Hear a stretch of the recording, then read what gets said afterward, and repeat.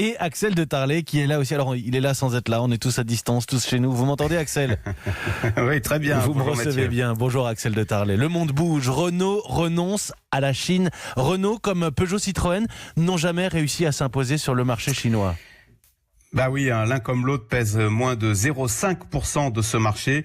Donc Renault abandonne les voitures thermiques et ne vendra plus en Chine que les voitures électriques ou des utilitaires, autant dire un micro-marché. Et de même, effectivement, Peugeot Citroën a dû se séparer de 2 usines en Chine. En fait, il y a d'autres Français qui ont connu les mêmes déconvenus dans ce grand pays. Carrefour, par exemple, a décidé de quitter la Chine en juin dernier. Pour faire simple, en Chine, les seuls Français qui ont vraiment réussi, ce sont nos géants du luxe et Airbus. Mais pour tous les autres, le pays s'est révélé décevant. C'est un marché très dur, très fermé. Pourtant, la Chine est un immense marché. 1,4 milliard d'habitants, rappelons-le. Comment est-ce qu'on peut y renoncer, Axel ? Ben justement, et c'est ça qui est intéressant, quelque chose a changé dans la tête de nos dirigeants. Jusqu'en présent, en effet, la Chine était vue comme une terre de conquête, un Eldorado. Eh bien, c'est fini. La Chine est maintenant perçue comme une menace dont il faut se protéger. Et dans l'automobile, c'est flagrant.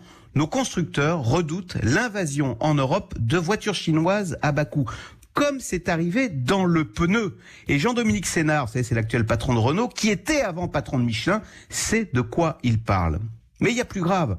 On craint maintenant que les Chinois ne rachètent carrément nos constructeurs au sortir de cette crise du coronavirus, comme ils ont racheté Volvo au sortir de la crise des subprimes et pris 10% de Daimler Mercedes.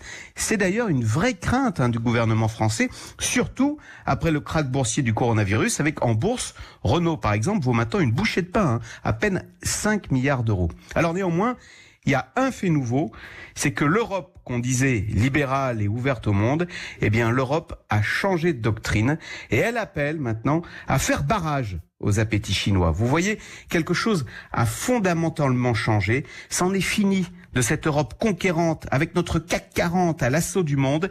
Désormais, c'est tous aux abris, bien protégés dans la forteresse Europe. Merci Axel de Tarlet. Le monde bouge et vous le racontez calmement, même si ça bouge tous les matins à 7h20 sur Europe.